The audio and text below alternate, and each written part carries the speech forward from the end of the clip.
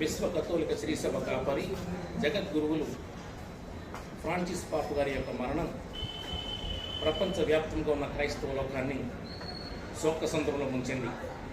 కానీ క్రైస్తవ విశ్వాస ప్రకారం ఒకరి జన్మదినము కంటే మరణ దినము శ్రేయస్కరము అనేది విశ్వాసం.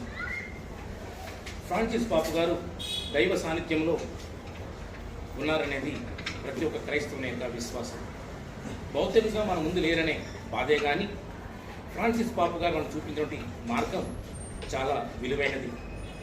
క్రైస్తవ శాఖలన్నీ కూడా ఐక్యంగా ఉండాలనే ఆలోచన అయినా, దేవునికి ఎంతో ఇష్టమైన సృష్టి సమతుల్యత కాపాడబడాలని వారి ఆలోచన అయినా, కుటుంబాలు ప్రేమమయంగా ఉండాలనేది వారి యొక్క బోధనైనా, అన్ని విశ్వాసాలు కలిసిమెలిసి ఉండాలి, ప్రపంచ శాంతి కృషి చేయాలనే వారి యొక్క ముందు చూపైన ప్రతి ఒక్కరికి కూడా ఆదర్శనీయం, ఆదర్శప్రాయం.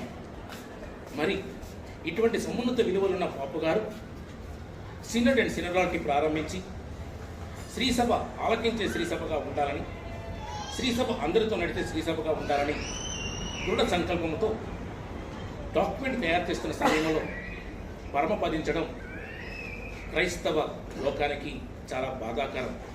కానీ దైవ కృప, దేవుని ఆలోచనను అర్థం చేసుకున్న క్రైస్తవ ప్రజలు పాపు గారి యొక్క మరణాన్ని తమ యొక్క హృదయాలలో నిక్షిప్తం చేసుకుంటూ వారికి దేవాది దేవుని యొక్క కృప ఆశీస్సులు ఎల్లకాలం ఉండాలని ప్రార్థిస్తున్నాం.